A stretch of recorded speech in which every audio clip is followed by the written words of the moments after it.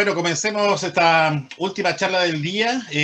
La verdad que ha sido una semana agotadora, pero la verdad que muy rica en conocimiento. Personalmente he aprendido mucho en relación a lo que se está escribiendo, tanto en ciencia ficción como en fantasía épica. Y hoy día tenemos un exponente que tiene, al parecer, una gran trayectoria por lo que estaba leyendo un poco ahí. Felipe Solar, ¿cómo estás? Hola, muy bien, muchas gracias. ¿Tú qué tal? ¿Cómo estás? Agotado, pero no importa. Nos queda un solo Me día ya imagino. de trabajo, pero ha sido rico porque estamos generando un buen material que después va a ser divulgado en los colegios a nivel nacional. Por lo tanto, va a ser muy interesante conocer tu experiencia como escritor y también, bueno, la presentación que nos vas a hacer. Vi que eres ingeniero industrial y tienes un diplomado en ingeniería ambiental, ¿verdad? Así es, el lado raro de un escritor, digamos. Te quería preguntar algo como muy loco, porque el otro día he estado con varios escritores, tanto mujeres como hombres, y cuyas profesiones tienen relación tanto como en los libros, como en los personajes y como en los nombres. Fue muy chistoso estar con un abogado y que todos los nombres salían de los conceptos de la abogacía. ¿Tiene algo que ver tus libros con tu profesión? De mi profesión propiamente tal, no mucho, porque esta saga yo la vengo escribiendo desde incluso de mi época del colegio. ¿Ya? Así que la escribí mientras estaba estudiando la carrera de ingeniería. Así que relación no hay mucha, pero sí tiene mucho de mí el libro. Tiene mucho de ti. Herederos Sí. de Alcar Pero, es una saga inicial porque cuéntanos de los libros anteriores que tú has publicado. Sí, mira, yo desde muy chico siempre había escrito hartas cosas relacionadas al género, y entre esas, y entre esas publiqué, o mejor dicho, quedaron algunos escritos que eran una mini saga que se llama El Dios Plebe, que por así decirlo, fueron mis escritos infantiles que quedaron bien archivados. Y Mm. esa pequeña saga fue como mi base para después escribir el mundo de Herederos del Alcar. Y, y tomando esa base, empecé a construir la historia de estos dos o tres personajes, ¿verdad? Que tiene la saga, que van a ser 5 libros, ¿ya? El primero es La Maza a la Espada, que es el que tú tienes en tus manos, y la próxima semana sale El Portal del Destino, que es el segundo. Ah, la Ese próxima semana ya. próxima semana sale El Portal del Destino, así que ya está en la puerta del hombre, como se dice. Wow. Y tres más, la saga va a tener 5, es una pentalogía. Wow. Así que, como te decía, la escribí durante la universidad, ya está escrita. Tengo que hacer modificaciones nomás o correcciones, pero eso ya es lo de menos. El 90% de la pega ya está hecha. Oye, Felipe, ¿cómo decide? Porque te lo pregunto, porque esto después lo van a ver muchos jóvenes y personas que probablemente estén partiendo. ¿Cómo uno decide si esto es un libro único o es una saga? Bueno, es un poco de lo que trata mi charla a continuación, porque en el fondo, como tú como podrás ver en el libro viene con un mapa, ¿ya? Y este ¿Mm? mapa, que es un mapa que lo dibujé yo y que después pasó, ¿verdad?, a unas manos más artistas, más expertas, Sí. pero este mapa al final refleja un mundo fantástico que se llama Oxford, ese que está ahí en tu pantalla, y, y trazar una historia en ese mapa y que sea en un libro es difícil, porque son hartos lugares, como pueden ver, son hartos países, y que quede todo en un solo libro es muy difícil. Entonces es ahí cuando uno toma la decisión de hacer un poco más amplia la historia y abrirlo en sagas. Ah, qué bueno. Los anteriores también fueron largos porque estaba hablando de 5 libros en esta saga. Los anteriores fueron más breves. Oh, se nos fue un poco la señal. ¿Aló?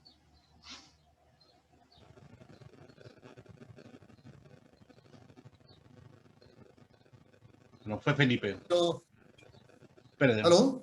Ahí sí, está. Sí, sí. Ahí sí. Ya. Me había asustado, pensé que te habíamos perdido. No, no, aquí estamos. Entonces, como te decía, los otros escritos eran mucho más reducidos, pero sí están todos conectados, y es uno de los temas principales que me interesan, y que hayan conexión entre sí, que no sean solamente relatos al aire. Ah, perfecto. Los libros anteriores son parte de esta nueva saga también. ¿Tienen algo? Tienen como los cimientos, podemos decir, las bases. Ah, perfecto. Bueno, hoy día es un tema muy interesante, se está conectando bastante gente y creo que es por el interés.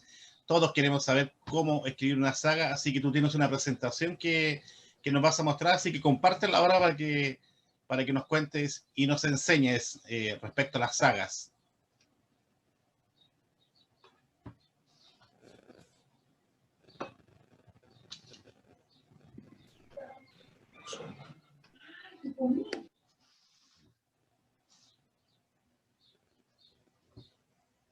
Si es que se llega a cortar porque la internet está horrible hoy día, nos volvemos todos a conectar nuevamente.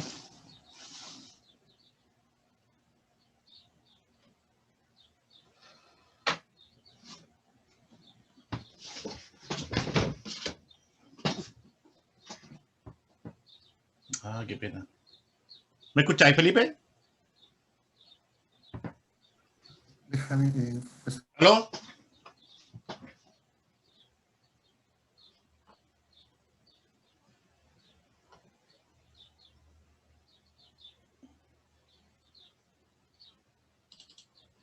¿Aló? Hola, estamos con problemas de internet. Ah, ya te está pasando eso. Pensé que era yo, Sí. pero no estoy bien yo por Yo creo acá. que, yo creo que soy yo. Voy a cortar la cámara. Tal vez eso pueda ayudar. Te di la opción para que puedas compartir el archivo. Bien. Ahí, ¿están viendo pantalla? Súper. Perfecto. Bueno, muy bienvenidos a todos. Como les decía, vamos a hablar de construcción de una saga literaria, ¿ya? Principales consideraciones, dificultades y cómo abordarlas. ¿Ya? Agradezco la oportunidad de participar en la Feria Virtual de las Condes, organizada precisamente por la Fundación Arte de Leer. Así que muchas gracias y sin más preámbulo, vamos. En primer lugar, contarles, para los que no me conocen, les cuento un poco de mí. Yo soy Felipe Solar, soy ingeniero civil industrial y soy el autor de la saga Herederos del Arca. Ahí tienen mi Instagram, donde podrán enterarse de cómo va evolucionando esta saga. El primer libro de esta saga es La Maza y la Espada, que ya publicado en mayo de 2019. Y el segundo es El Portal del Destino, que está próximo a salir. La próxima semana será el lanzamiento por Aurea Ediciones. Entonces, como estaba adelantando la conversación, vienen 3 libros más y que serán la continuación de esta saga que se llama Herederos del Alcar. Entonces, para comenzar, bueno, ¿qué entendemos por una saga? ¿Verdad? Una saga son, ¿verdad?, un conjunto de relatos, ¿ya? Del volumen de una novela, ¿verdad?, que están conectados entre sí. ¿Ya? Cuando hablo de conexión, significa que hay un reciclaje de personajes, o que hay líneas argumentales que no se cierran en un libro por sí solo, sino que uno necesita leer todos los libros para entender cómo se cierra este ciclo. Entonces aquí traje algunos de los ejemplos de las sagas, por así decirlo, más famosas, y que también yo las puse acá porque son de las que más más han influido en mí, tanto en mis escritos como en general de mis gustos. Por ejemplo, la saga Harry Potter, ¿verdad? Que son 7 u 8 libros, son 8 libros en verdad, y que además tienen una precuela, ¿verdad? Que es Criaturas Fantásticas. Entonces, esta es una saga súper común, que tiene un arco argumental, ¿verdad?, centrado en el personaje, el protagonista, que es Harry Potter, ¿verdad? Pero también tiene otros personajes secundarios que van también teniendo su evolución a lo largo de estos 8 libros.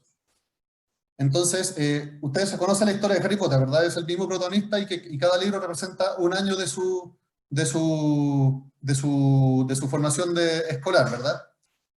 Entonces, ahí se ve que la conexión, la historia que está ahí es la misma que va siguiendo uno tras otro. Pero, por ejemplo, tenemos el caso de la derecha, de Carlos Ruiz Zafón, que es la saga del Cementerio de los Libros Olvidados, que son 4 libros, ya que son los que están ahí, La sombra del viento, El juego del ángel, El prisionero del cielo y El laberinto de los espíritus. Y esta saga tiene la particularidad de que los 4 libros son independientes entre sí. Sin embargo, es decir, se pueden leer en cualquier orden prácticamente. Sin embargo, cada uno de estos libros están conectados, tienen personajes que van cruzando de un libro a otro y que si uno lo leyera con detención podría ponerlos en orden. De hecho, el primer publicarse fue La sombra del viento. Sin embargo, El juego del ángel temporalmente está ubicado mucho antes de La sombra del viento. Entonces hay un juego ahí temporal que el autor hace que los personajes queden conectados. Y sin embargo, cada libro logra como la magia de que cada uno es independiente entre sí. Está también la saga de Philip Pullman, ¿verdad? Que tiene estos 3 libros, La brújula dorada, La daga, El catalejo lacado, que la menciono acá porque fue la saga que me motivó a mí a escribir Herederos del Arca. También está, por supuesto, la saga de George Martin, ¿verdad? Que tiene también su base, que tiene la referencia en la serie de Juego de Tronos, que no, está inconclusa. Entiendo que todavía está por salir el último libro. Entonces, ¿qué tienen en común estas colecciones de historias, de novelas? Tienen en común que tienen una historia, ¿verdad?, que está concatenada y que tiene hartos personajes que se van mezclando entre sí. Entonces, si nosotros miramos una novela común, una novela, digamos, no una saga, sino una simple novela, esta novela tiene una historia principal, que es, ¿verdad?, la que va guiando principalmente la historia de la novela. También tiene historias secundarias según los distintos personajes que van apareciendo, y también tiene historias esporádicas. Por ejemplo, si nosotros hablamos de Harry Potter, ¿verdad?, la historia principal es el conflicto de Harry Potter ¿verdad?, con el villano, que es Voldemort. Sin embargo, tiene un montón de historias secundarias en que podríamos mencionar, por ejemplo, los partidos de Quidditch, podríamos mencionar las distintas relaciones amorosas que tienen los personajes, y también tenemos una historia esporádica que aparecen, como dice el nombre, esporádicamente para dar apoyo a la trama principal. Por ejemplo, cuando hablamos de la segunda historia de Harry Potter, por ejemplo, la historia de Martel la Llorona, ¿verdad? Ese fantasma que murió en el baño. Entonces, es una historia esporádica, pero que es clave, ¿verdad?, para apoyar a la historia principal. Y definitivamente no nos interesa la historia de Martel, pero nos interesa cómo influye en la historia principal. Entonces, eso es cómo construimos una novela común. ¿En qué se diferencia una saga? En que tenemos distintas, ¿verdad? Es la concatenación de distintas novelas, ¿ya? Y esta concatenación no es fácil de hacer, porque nunca hay que perder la historia principal, que no termina en un libro, sino que da el espacio para que continúe, ¿verdad? Cuando acaba el primer libro, queda claro que la historia principal da espacio para que siga, ¿verdad?, en la parte 2 y después también queda inconclusa y se cierra finalmente en la parte 3, o eventualmente tiene que cerrarse, en la mayoría de los casos. Mientras que las historias secundarias van ocurriendo y finalizando dentro de los capítulos de cada uno, ¿verdad? Entonces, dicho en otras palabras, cuando yo tomo una historia súper compleja, con distintas tramas, ¿verdad?, sin perder el hilo de cuál es la historia principal, que eso es importante, nunca hay que perder esa flecha negra gruesa que está al centro, que es la historia principal. Nunca hay que perder el norte al momento de crear esa historia.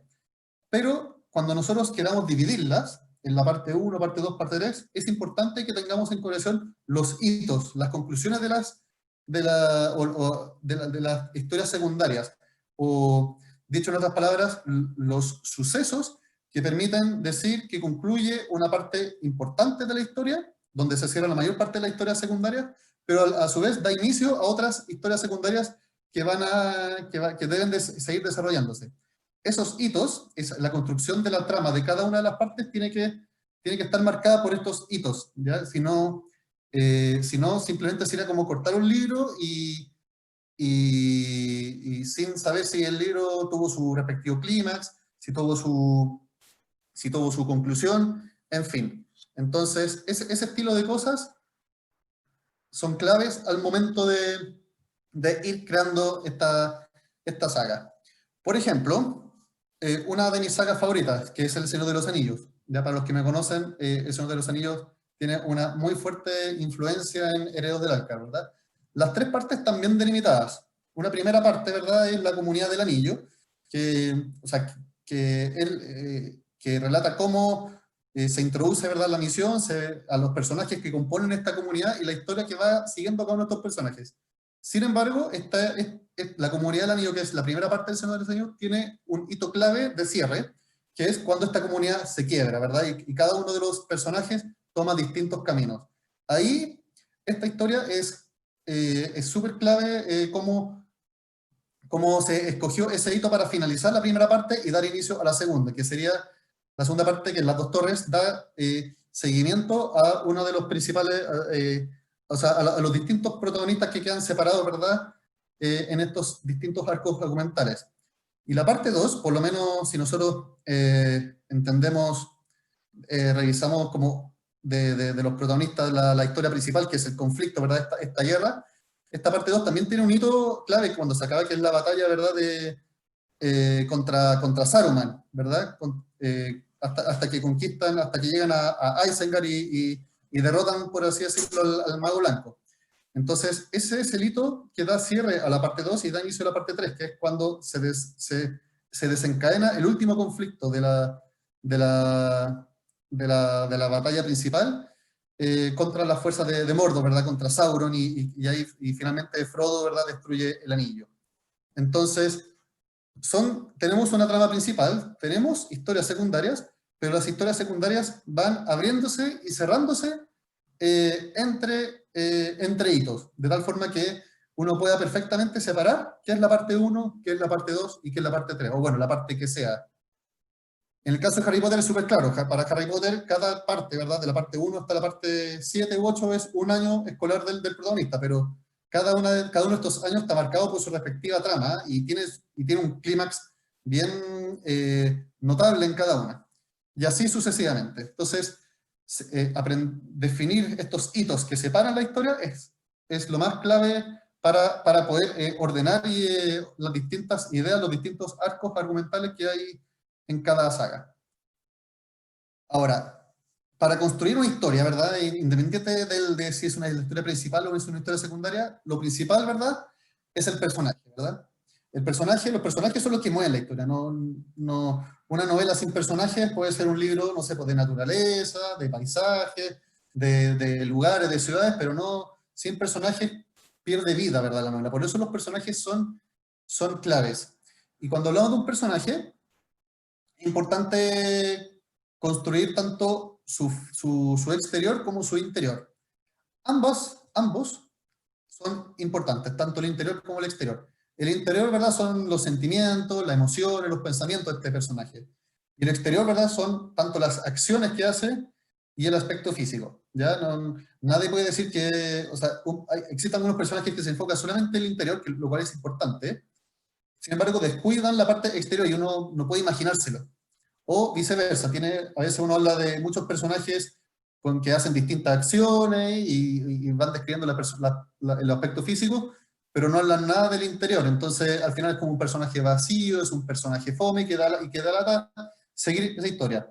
Cuando uno va construyendo las distintas líneas argumentales de estos personajes, es importante que el interior y el exterior sean consistentes, ¿ya? O sea, por ejemplo, si el interior de este personaje, nosotros decimos que es un personaje malvado, eso tiene que estar reflejado en el exterior, tiene que estar reflejado con malas acciones, con egoísmo, y un montón de otros elementos que caracterizan, ¿verdad?, a una persona mala. Y una persona buena lo mismo, una persona bondadosa tendrá que ser amistosa, tiene que preocuparse de los demás. Entonces, por eso es importante que el interior y el exterior, ambos, es importante el equilibrio entre ambas dimensiones, pero además deben estar comunicados, debe haber consistencia.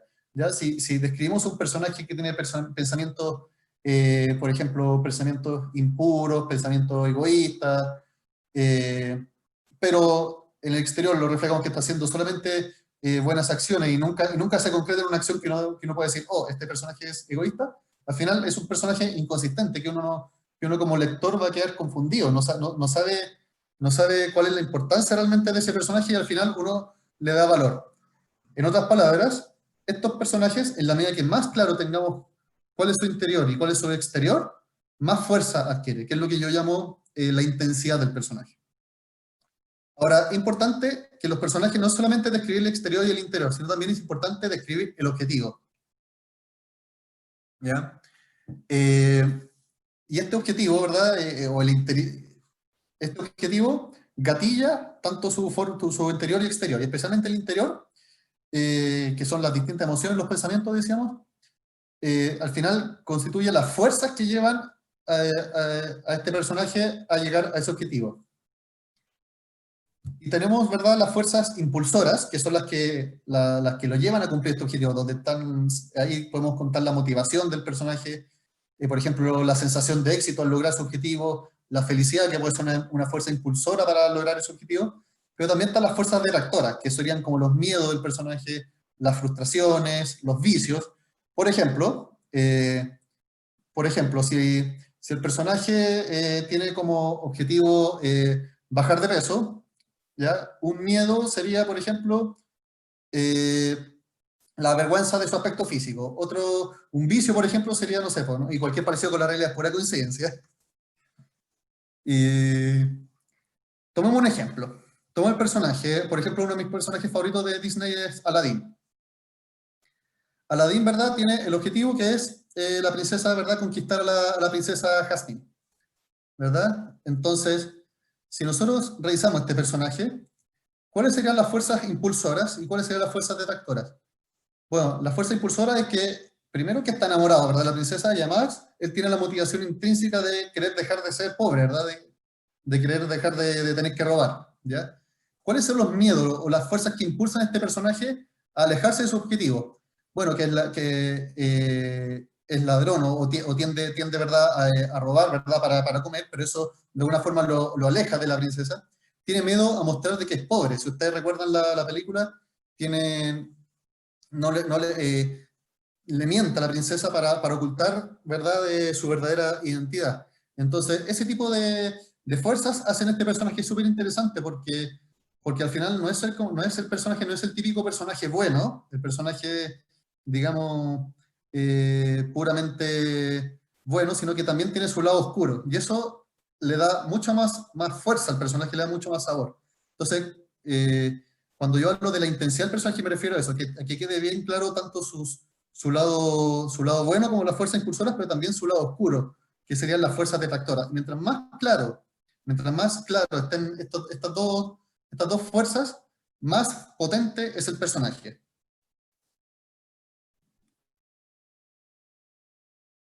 Ahora, cuando hablamos de una saga, ¿verdad?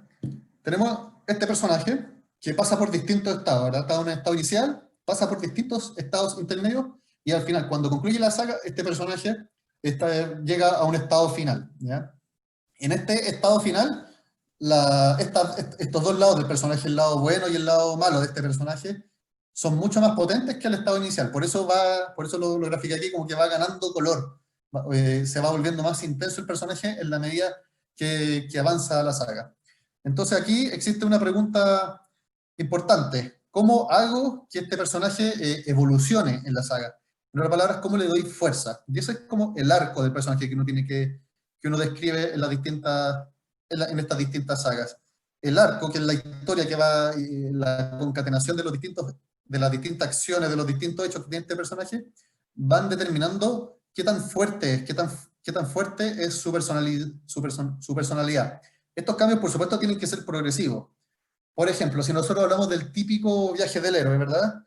Donde tenemos un estado inicial de un héroe que es generalmente de origen humilde. Por ejemplo, la saga Star Wars, ¿verdad? Tenemos a Luke Skywalker que es como un granjero, ¿verdad? O trabaja en el campo, o en una situación bastante humilde, y su estado final es ser ¿verdad? El último Jedi, ¿verdad?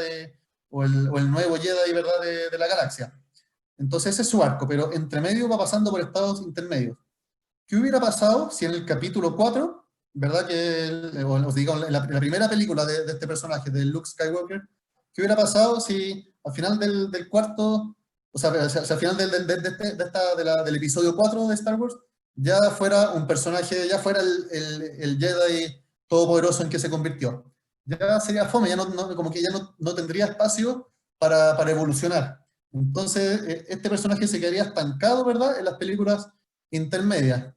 Por eso, este cambio, la forma en que uno le va dando los cambios a los personajes a lo largo de una saga tiene que ser gradual. Y sobre esto hay muchos ejemplos, pero así como hay ejemplos buenos, como el caso que acabo de mencionar, también hay ejemplos malos. ¿Ya? Por ejemplo, una conclusión, esto es totalmente subjetivo, está totalmente en mi opinión, pero tenemos arcos de personajes que son inconclusivos o incoherentes. Y aquí traigo el ejemplo de Jon Snow en Game of Thrones, ¿verdad? No sé si voy a tomarme el derecho de dar spoilers de esta serie, pero todos saben que, ¿verdad? Que Jon Snow era un personaje que tenía, ¿verdad? Tenía tanto la sangre, ¿verdad? De los Stark, ¿verdad? Y también la sangre de Targaryen, y por lo tanto era el legítimo heredero al trono de hierro, ¿verdad? Sin embargo, todos saben que, si no me equivoco, al finalizar la temporada 5 de Game of Thrones, creo que la 5, la 4, no sé, ¿verdad? Todos sabemos que el personaje de verdad lo matan, muere, ¿verdad? Él estaba alcanzando su poderío, ¿verdad? En la guardia, y al final es traicionado, ¿verdad? Y lo matan. Pero revive, ¿verdad? Y ese es como el gran plot twist que dan. ¿Y por qué revive? Bueno, porque se supone que es el príncipe, ¿verdad?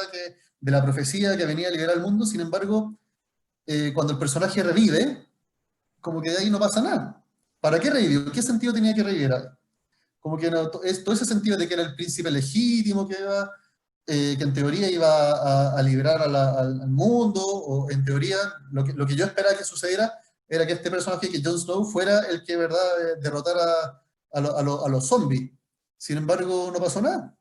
No sé. Entonces, eso es lo que yo llamo un arco incoherente. No tenía ninguna coherencia que Jon Snow fuera a revivir si es que no iba a pasar nada. Entonces, al final, para mí se cayó este arco argumental. ¿Ya? Esto es, de nuevo, esto es totalmente una historia personal, ¿ya? Y si alguien está, podemos conversarlo en los últimos minutos, pero si alguien está en desacuerdo con esto, podemos discutir, conversarlo. A mí me encanta conversar sobre estos temas, pero para mi punto de vista, Jon Snow fue un personaje que murió al final en las últimas temporadas de la serie, que para mí es una de las causas del fracaso de las últimas temporadas de Game of Thrones, entre otras. Eh, Bueno, cuando tenemos una saga, tenemos, ¿verdad?, muchos personajes. Cada uno de estos personajes tiene, ¿verdad?, su respectivo, lo que ya hablamos, su respectivo interior, su respectivo exterior, ¿verdad? Sus respectivos objetivos, ¿verdad? A veces tenemos objetivos contrapuestos. Por ejemplo, en mi saga, en Herederos del Alcar, ¿verdad?, yo tengo tres personajes principales, ¿verdad? Dos de ellos son amigos, ¿verdad?, Vaser y Forst, pero hay un tercer personaje que aparece mencionado de manera muy tangencial en La Masa de la Espada, pero les adelanto que el Portal del Destino adquiere gran protagonismo, que es Cronto.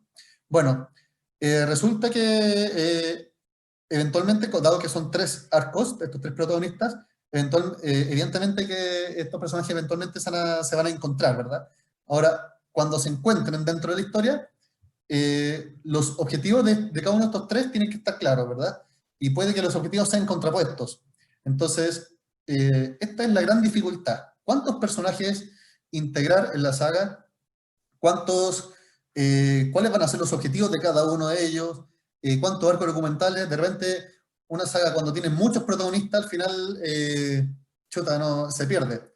Que es un poco lo que me pasó también a mí en Game of Thrones, ¿verdad? Yo creo que algunos también pueden compartir que en Game of Thrones teníamos la historia de Bran, la historia de Arya, la historia de Sansa, la historia de Jon Snow, la historia de Tyrion, la historia de Cersei, de Jaime Lannister, y así, no paráis nunca, y entonces tenéis tantos personajes, cada uno tiene sus respectivas motivaciones, que al final uno se pierde la historia.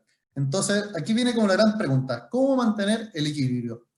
Entonces, desde mi punto de vista, este equilibrio tiene que darse por responder las siguientes preguntas, pero la clave es siempre recordar la trama principal de la historia. Por ejemplo, en Game of Thrones, la trama principal, de verdad, es la pelea por el trono de hierro, ¿verdad? Entonces, ¿qué es lo que ocurre? Que toda la trama de Bran, de verdad, que va al norte y tiene, ¿verdad?, el encuentro en que se transforma en el cuervo de tres ojos, y que hay una conexión con la historia de los zombies, ¿verdad?, de los caminantes blancos. Si ustedes se fijan, eso se aleja de la trama de la historia. ¿Y qué es lo que me hubiera gustado que pasara a mi gusto? Que se cruzara con la trama principal. O sea, si ustedes me preguntan a mí cómo yo hubiera rematado Game of Thrones, yo hubiera hecho que la persona, el protagonista, o el personaje que logre acabar con estos zombies es la persona que tiene que sentarse en el trono. Y con eso tú cruzas dos tramas que están en paralelo y que queda bien cerrada desde mi punto de vista, porque ambos se cierran bien y son consistentes. Eso es mi opinión personal. Entonces, importante que no descuidemos cuál es la trama principal, ¿ya? Y que la trama principal sea la trama, eventualmente que inicialmente o sea, independiente que inicialmente puedan ser dos, pero que después se junten, ¿ya? Eso es, para mi gusto es importante que haya consistencia, que eventualmente se crucen los caminos a un final, porque si no la historia queda demasiado abierta y uno nunca sabe si la historia realmente terminó o no. Y ahí, ¿verdad? Empieza todo el fandom, cuando empiezan a hacer teoría de, no, yo creo que este personaje en verdad es el hijo de esta otra persona, y así empiezan como muchas teorías que dan, que en el fondo dejan brechas abiertas para que la historia no se cierre. Que eso es válido, pero a mí, desde mi punto de vista, me gusta que las cosas queden cerradas. Entonces, esta trama principal, pregunta clave, ¿cuántos personajes son necesarios para que ocurran los hechos? ¿Es necesario poner a 10 personajes o puedo contar esta misma historia pero con 3? Esa es una pregunta importante. ¿Cuáles personajes tienen un rol más activo para cada capítulo de la saga? Es decir, tenemos personajes que en la primera parte 1 y 2, por ejemplo, serán importantes, pero en la parte 3 ya pierden protagonismo. Por ejemplo, voy a dejarlo stand-by porque voy a hablar de esto más adelante. Y también lo que yo decía, ¿cuándo conviene cruzar los arcos? ¿Verdad? Lo que te decía, que la trama principal a veces es una construcción de subtramas, pero que eventualmente tienen que conectarse. ¿Ya? Nunca perder de vista esta trama principal. ¿Ya? Dicho eso, tenemos, ¿verdad?, los distintos personajes, y lo que yo les decía, algunos personajes son importantes, o sea, no todos los personajes tienen que ser importantes en toda la saga. Puedes tener un personaje que sea el mismo protagonista en la parte 1, 2 y 3, pero otro que sea protagonista en la parte 1 y 2 y en la parte 3, no sé, se murió o abandonó la escena o simplemente pase a una categoría menor. Por ejemplo, de mi punto de vista, Tyrion Lannister, también hablando de Game of Thrones, Tyrion Lannister es un personaje que hasta la temporada 4 era muy relevante, o 5, pero después pierde mucho protagonismo. De hecho, la temporada 7 y 8 para mí Tyrion ya prácticamente no tiene importancia, ¿ya? Podemos discutirlo si quieren, pero desde mi punto de vista no tiene mucha, su contribución a la trama principal no es mucha, ¿ya? Y otros personajes que sin embargo van ganando fuerza, ¿verdad? Como Daenerys o Jon Snow, ¿verdad? Que en las últimas temporadas son importantes, la misma Sansa Stark, que no era un personaje relevante hasta el final, hasta las últimas temporadas, así que ese tipo de juegos es importante hacerlo. Lo importante, como decía anteriormente, es que tengamos cuidado con el equilibrio de la cantidad de personajes y, y que no, perdón, y que no descuidemos estas sagas, estas historias que son inconsistentes. Por último, es importante que tengamos claras las reglas o las limitaciones de este juego, perdón, del universo que constituye la saga. ¿Ya? Por ejemplo, cuando hablamos de Harry Potter, desde el principio queda claro, ¿verdad?, cómo el mundo, ¿verdad?, el mundo en que ocurre, ¿verdad?, el colegio de magia, con las distintas acciones, ¿verdad?, que van ocurriendo entre medio, ¿verdad?, que en los partidos de Quidditch, en fin, toda la construcción de este universo, es importante que se mantenga. Me parece en la hora, parece, ¿no? Estamos bien, Felipe, sigue adelante. Perfecto. Entonces, para ir cerrando, es importante que tengamos cuidado con las historias, con las historias que sean consistentes, que haya una trama principal, que puedan ser de varias subtramas, pero que eventualmente se crucen, y que los personajes con sus respectivas motivaciones sean consistentes. Bueno, termino. Esto es todo lo que les tenía que contarles. No sé si alguien tiene alguna pregunta, algún comentario. Muchas gracias de nuevo a Fundación El Arte de Leer por darme la oportunidad. También a Aure Ediciones, ¿verdad?, por darme la oportunidad de salir. Muchas gracias al Instagram que están ahí conectados viéndome. Así que no sé, pues no sé si hay preguntas que podamos tener ahí. Corrige un poco tu cámara, Felipe, ahí que te veía ahí solamente. No te quise molestar antes porque Está bien. la presentación era lo más importante. Bueno, veamos si hay algunas preguntas. Mientras tanto, estaba recordando, a mí me encanta la mitología nórdica y recuerdo que hay una diosa llamada Saga, que de los dioses Aesir, que anunciaba muchos eventos. Bueno, yo creo que de ahí también viene la saga irlandesa, la saga vikinga, el Volupá, qué sé yo, todas esas sagas. Claro, Se estaba hablando de como un tipo de género de casi 1000 años de antigüedad. sin duda, son hartos. Y de hecho, hablemos, por ejemplo, de la Odisea, o sea, de la Ilíada, ¿verdad? Y después verdad, la otra parte, que es la Odisea, ¿no? ¿La Ilíada? Sí, ¿La Ilíada y la ese. Odisea? Si lo pensamos, son como dos, una saga, ¿verdad? De dos, pero que data de hace mucho tiempo. Oye, Felipe, no puedo dejar de preguntar porque a veces eso también influye en los futuros escritores. De toda esta saga, ¿cuál es la que tú nombraste, El Señor de los Anillos? ¿Cachai? Que también coincidimos que me encanta. Pero ¿cuál otra podría ser una de tus grandes favoritas? Bueno, mencioné la saga de la materia oscura, ¿verdad? De Philip Pullman, que, Mm. como te decía, cuando decidí a ponerme a escribir esta saga de Herederos del Alcar, yo estaba leyendo esa y fue para mí la saga que me dio como el empujón, como así, que lo encontré espectacular y que cumple en su mayoría con todo lo con todo lo que mencioné, o sea, arcos definidos, con un clímax donde se convergen todas las distintas líneas argumentativas, entonces a mí esa saga me marcó. Eh, Mm. Podemos hablar también de, tal vez no de sagas de libro, pero por ejemplo series. Yo soy muy fan de las series y por ejemplo, y sobre todo del anime, puedo hablar por ejemplo de Fullmetal Alchemist, que es mi anime favorito, y también cumple también con lo mismo, tiene también sus historias secundarias, ¿verdad? Que tiene, a pesar de que son dos hermanos que están en busca de sus cuerpos, pero también está, por ejemplo, la historia del coronel Mustang, ya que quiere, ¿verdad?, llegar a ser el Führer, y al final todas estas distintas historias convergen en un gran final cuando derrotan al padre, y que es ¿verdad?, el principal antagonista con los distintos homúnculos, y se concluye la mayoría de la historia. Entonces, para mí, esta saga es realmente, esta serie para mí es realmente una obra de arte. Oye, Felipe, ¿y podemos leer La Masa y la Espada sin haber leído tus libros anteriores que, como comentaste, están Sí, conectados? por supuesto, si los libros anteriores, como mencionaba, o sea, más que libros, no son libros publicados, sino que son escritos que fui escribiendo así más o menos de forma aleatoria y que los tengo bien guardados. Y al final, el único aporte de esos escritos es que constituyen la base mitológica de la saga de Herederos del Alcar, así que perfectamente pueden leer La Masa de la Espada, que por sí solo es el inicio de la saga.